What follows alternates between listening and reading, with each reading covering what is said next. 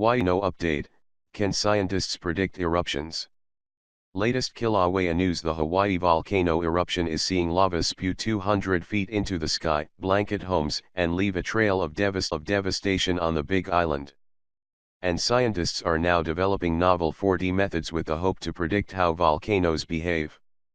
The Hawaii volcano is nearing its 8th week of eruption as strong summit explosions, tremors, and lava flows plague Hawaii's Big Island. Volcanologists at the University of Manchester are now studying crystallization process in lava flows, similar to those in Hawaii, to better understand and potentially predict how volcanoes behave. The Manchester researchers employed a novel 4D synchrotron X-ray microtomography scanning technique to observe crystallization in basalt magmas.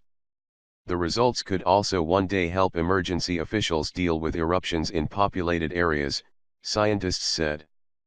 Professor Mike Burton, chair of volcanology at the university, said, "During volcanic eruptions small crystals grow within magma.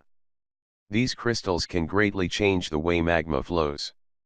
Simply put, the more crystals there are, the slower the eruption will be, which also reduces the speed and distance traveled by lava flows. The fewer crystals present in the lava means the eruption will speed up, potentially becoming more powerful and devastating. Our research and this new approach open an entirely new frontier in the study of volcanic processes." The results of the study, published this week in the science journal Nature Scientific Reports, have so far explained why some volcano eruptions quickly cover ground in matter of hours, while others take days or weeks. Since Kilauea began erupting on May 3, lava flows from volcanic fissures in the ground have covered 9.2 square miles, 23.8 square kilometers, of the Big Island. A well-established channel of hot lava is currently moving across Big Island from a fissure source in the Leilani Estates area in the lower East Rift Zone. Additional sources of lava are oozing out of from 2 more fissures northeast of Pohoiki, and ocean flows in Kapoho have extended the coastline with solidified lava by more than a mile of new land. Dr. Margarita Polixi, from Manchester's School of Earth and Environmental Sciences, is hopeful the new volcano study could one day help during similar eruptions in the future. The study author said, "Being able to more accurately predict the behavior of lava flows could also allow us to help relevant safety agencies devise and develop new safety strategies and actions when dealing with eruptions in populated areas."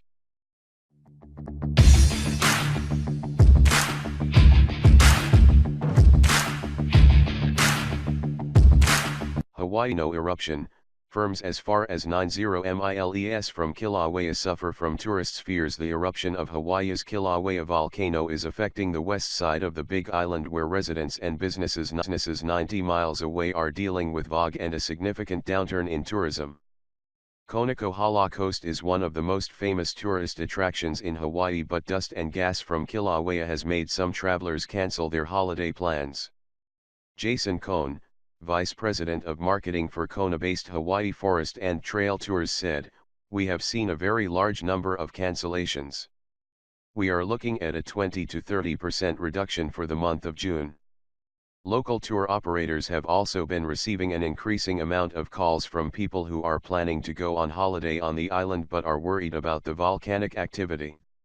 Manager of Kona Tiki Hotel Marilee Drake said people have seen the national news. They call with lots and lots of questions and ask, "Should we cancel?" Mr. Drake's answer is usually the same: "No, the volcano is not close to Kona. The volcano is on the other side of the Big Island, some 90 miles distant.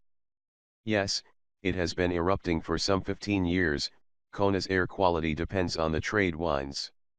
He added, "When active, the trades, blowing northeast to southwest, keep the bulk of Kilauea's fog away from the Konokohala coast. But when they die down, we do see it in the air. We've seen just 5 or 6 cancellations." Big Island farmers are also being hugely affected by Kilauea's eruption.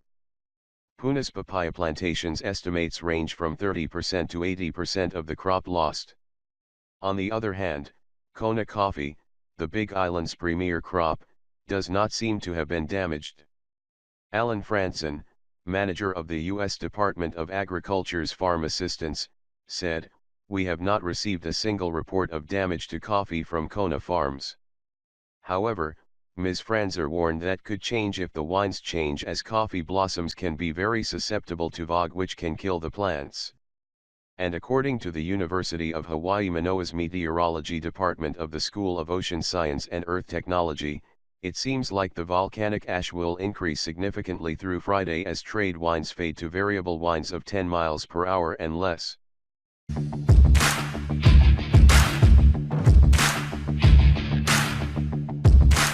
Hawaii no update. Clouds of toxic gas blow inland from ocean entry. Big Island continues to be plagued by earthquakes and volcanic activity as Kilauea's eruption continues into its 7th week. Scientists are monitoring activity with GPS devices placed at the volcano's summit. Lava flows from explosive Fissure 8 are showing no sign of slowing down, with the United States Geological Survey measuring magma fountain heights of 100 to 130 feet throughout yesterday. Earthquakes continue to shake the summit, with 453 recorded in 24 hours according to the Hawaiian Volcano Observatory. One of these eruptions occurred at 3:42 a.m. local time, 4:42 p.m. BST, and caused a plume of ash and gas to rise 6,000 feet into the air. These earthquakes are leading to the collapse of the Haile-Maumayu crater within the summit of Kilauea, the USGS said. Inward slumping of the rim and walls of Haile-Maumayu continues in response to ongoing subsidence at the summit. Scientists have measured the crater and found it to be around 1.8 kilometers, 1.1 miles, wide, making it almost twice as large as it was before explosions began on May 17, 2018, according to the USGS. GPS devices are helping scientists to locate lava underneath the volcano, as well as measuring the ongoing subsidence at the summit. Whilst areas of Leilani Estates through to Kapoho Bay and Vacationland remain evacuated, danger to the remaining residents comes from the volcanic gases being produced throughout Big Island. Gases and a type of lava known as Pele's hair are being produced in large quantities from Fissure 8. Pele's hair comes in the form of long strands or volcanic glass fibers which are created through the stretching of molten basaltic glass. The USGS warns residents not to get too close to the fissure, in order to limit exposure to volcanic emissions. Pele's hair and other lightweight volcanic glass fragments from the lava fountain at Fissure 8 continue to fall downwind of the fissure, with accumulation on the ground mostly within a few hundred meters, yards. High winds may waft lighter particles to greater distances. Residents are urged to minimize exposure to these volcanic particles, which can cause skin and eye irritation similar to volcanic ash. A toxic plume is being blown inland from the ocean entry, with the USGS reporting, lava spreading northeast from the fissure flowed through the well-established channel to the ocean at Kapoho, with rare small overflows of the channel levees. A laze plume at the ocean entry was blown onshore this afternoon, and areas of upwelling offshore were present throughout the day. Laze consists of hydrochloric acid mist, fine glass shards, and steam, rising from the ocean when molten lava meets cool seawater. Fissure 8 continues to feed a channel into the ocean, entering the sea at Kapoho Bay and Vacationland. Hawaii Civil Defense has warned residents that weather conditions mean laze and volcanic smog, VOG, will last on the island for a while. The National Weather Service reports light winds will bring VOG inland and to the south, wrapping around to the Kona area. The heavy VOG conditions are expected to remain this way until the early part of next week. Volcanic gases can cause eye, nose, and throat irritation, as well as lung problems when inhaled. For those with existing respiratory conditions, the increased levels of gas can cause illnesses to be exacerbated. The Department of Health recommends limiting outside activities and staying indoors if you have breathing issues.